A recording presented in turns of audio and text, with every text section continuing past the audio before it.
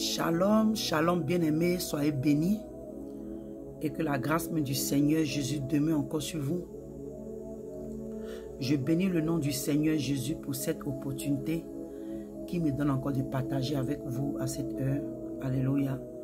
Et que le Saint-Esprit me prenne le contrôle et que le Seigneur Jésus donne gloire à son nom, au nom de Jésus. Amen. Bien-aimés, je suis connecté en ce moment ici encore pour partager avec vous une vision que j'ai reçue pendant l'intercession de ma nation. Alléluia. Et ce que je voulais dire avant d'arriver plus loin est que quand nous avons les visions, les révélations, les songes, quand nous venons les annoncer, ce n'est pas pour un plaisir, ce n'est pas pour effrayer, ce n'est pas pour inquiéter, ce n'est pas pour créer les psychoses, ce n'est pas pour emmener les gens à avoir peur. Mais vous savez, nous sommes des sentinelles, nous sommes, comme on peut dire, la bouche de Dieu. Nous sommes des personnes à travers qui le Seigneur passe pour annoncer ses messages, ses oracles. Et en tant que sentinelle, vous connaissez un peu le rôle d'une sentinelle dans le livre de Ézéchiel 33. Comme le Seigneur pouvait dire comme ça, que quand il t'a établi en tant que sentinelle sur une nation, alléluia, et que nous voyons l'épée venir, nous devons alerter, nous devons avertir. Parce que si l'épée arrive à enlever la vie d'une personne sans que nous l'avons averti, c'est vrai que la personne va payer pour son péché, mais le Seigneur dit, il va te réclamer le sang de cette personne. Donc c'est pourquoi aujourd'hui, en tant que sentinelle, quand nous recevons des messages du Seigneur, nous sommes, alléluia, obligés de les véhiculer, surtout ce que nous devons véhiculer pour alerter la population. Donc quand nous venons comme ça, s'il vous plaît, soyez indulgents avec nous, c'est parce que nous servons Dieu et quand le Seigneur nous envoie de dire les choses, on ne peut pas résister. Comme Paul pouvait dire que, non pardon, c'était Pierre, quand on les avait arrêtés, il a dit que c'est mieux d'obéir à Dieu que d'obéir aux hommes. Si c'est l'homme seul, à cause de l'esprit du mal qui travaille aujourd'hui, si c'est à cause de l'homme seul, ah non, est-ce que tu as besoin de nous dire, tu peux rester, tu vas prier. Ce n'est pas ce que le Seigneur a dit. Le Seigneur dit que quand il nous dit quelque chose dans le secret, nous devons le dire dehors. Alléluia. Donc c'est ce que nous sommes en train de faire pour avertir. Donc, comme je disais, je viens en ce moment pour partager avec vous cette vision que le Seigneur m'a donnée pendant le temps d'intercession. Et comme je disais, nous devons vraiment prendre ces choses-là au sérieux parce que le Seigneur avertit. Il révèle le secret ou les secrets de l'ennemi, ce que le diable fait dans le secret. Donc quand nous recevons ces messages, c'est à nous maintenant d'aller prier et intercéder afin d'annuler ces choses. Et quand je réfléchis à ça, je me dis, mais comment est-ce que l'homme est devenu méchant? La Bible dit que vers la fin des temps, le péché va accroître. Le péché a accru au point où aujourd'hui l'homme n'a plus peur de verser le sang d'un être humain. L'homme n'a plus peur de regarder son frère ou sa soeur en face et verser le sang.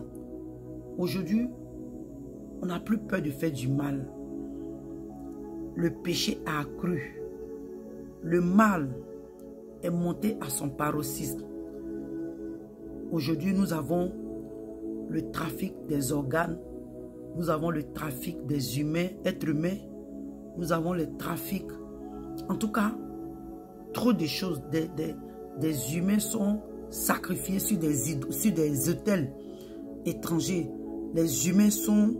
En tout cas, le péché, le mal est tellement monté dans le cœur de l'homme. Des choses qu'on ne peut pas s'imaginer. C'est ce que nous voyons aujourd'hui partout dans le monde. Le diable a tellement pris le cœur de l'homme aujourd'hui que l'homme même fait des choses. Je pense même quelquefois quand le diable regarde lui-même, il est étonné.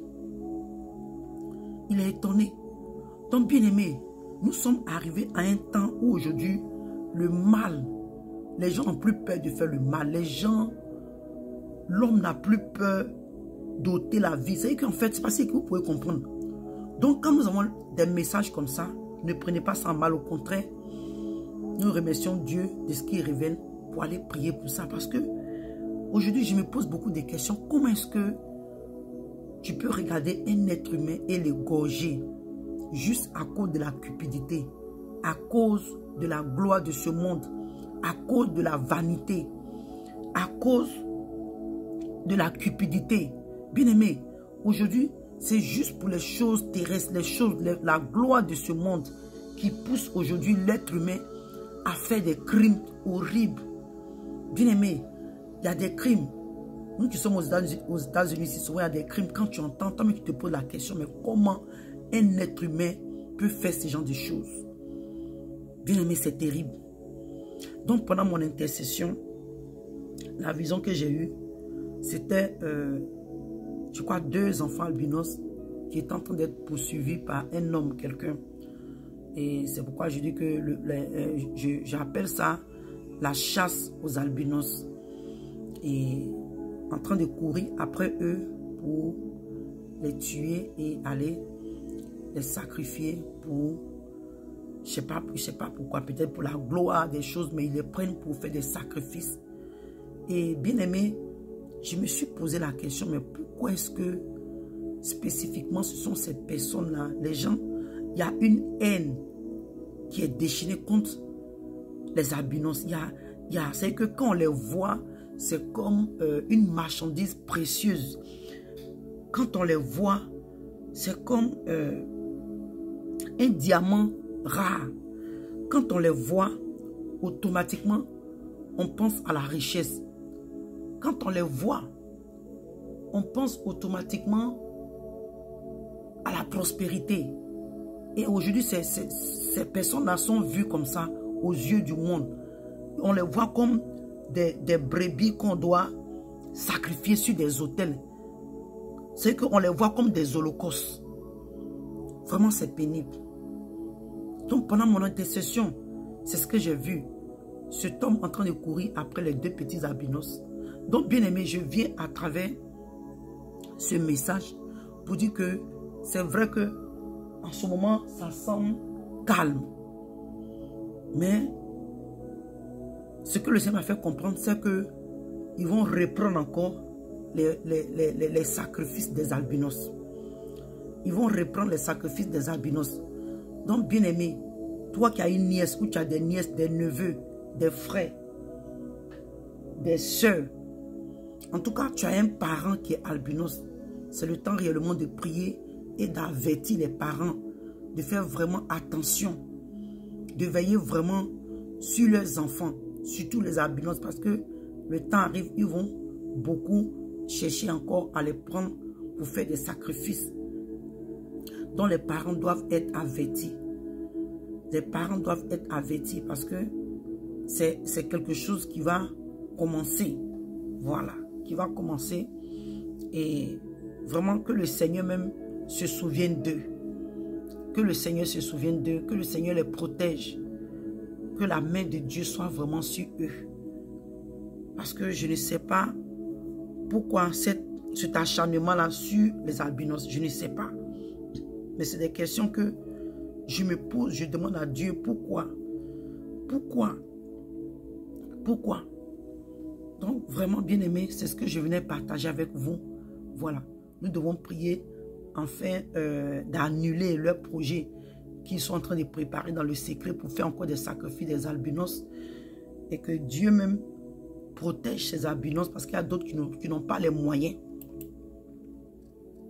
Voilà, il y a d'autres qui n'ont pas les moyens pour quitter, comme on peut dire, le pays où, vous voyez, certaines capacités, voilà. Donc vraiment que Dieu les protège. Et comme je me répète encore, pendant mon intercession, c'est ce que j'ai eu, alléluia, que encore les gens veulent reprendre les sacrifices des albinos. Donc nous prions afin que le sang de Jésus même parle en leur faveur. Alléluia. Que le sang de Jésus vraiment parle en leur faveur. Et que Dieu même annule ce phénomène-là. Que Dieu même, l'esprit qui anime ces personnes-là à aller chercher ces enfants-là pour les sacrifier. Que Dieu même annule cela. Je vais prier. Alléluia. Seigneur, Jésus-Christ de Nazareth, Papa, je bénis encore ton nom. Je te dis merci.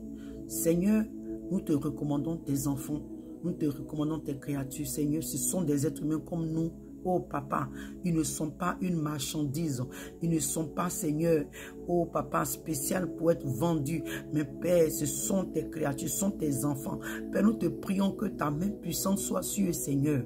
Que ton sang même les couvre. Jésus, Père, ta parole déclare que ton sang parle des choses meilleures pour nous, Père. Seigneur, que ton sang parle protection, Seigneur. Que ton sang parle protection sur la vie de ces enfants, de ces personnes, des hommes, des femmes. Papa, quel que soit leurs âges. Oh Seigneur, que ton sang même les couvre et que ton sang parle en leur faveur. Au nom de Jésus-Christ de Nazareth, oh Père Saint-Esprit, manifeste et glorifie ton nom, Seigneur. Père, que la gloire te revienne, Seigneur. C'est en ton saint nom, Jésus-Christ de Nazareth, que nous avons encore prié. Amen. Shalom, shalom, bien-aimés. Soyez bénis et véhiculez le message afin d'avertir et prévenir beaucoup de personnes. Voilà, beaucoup de personnes. Et pour ne pas que ce pire-là arrive. Comme je dis souvent, des personnes qui ne sont pas au courant, qui n'ont pas l'opportunité d'entendre certaines nouvelles. Donc, si tu as un parent, quelqu'un, il y a une famille, ils ont des enfants albinos, il faut partager ce message avec eux. Parce que c'est quelque chose que le diable est en train de préparer sur la nation encore pour vouloir les sacrifier. Donc, bien aimés, que le Seigneur vous bénisse et à la prochaine. Shalom.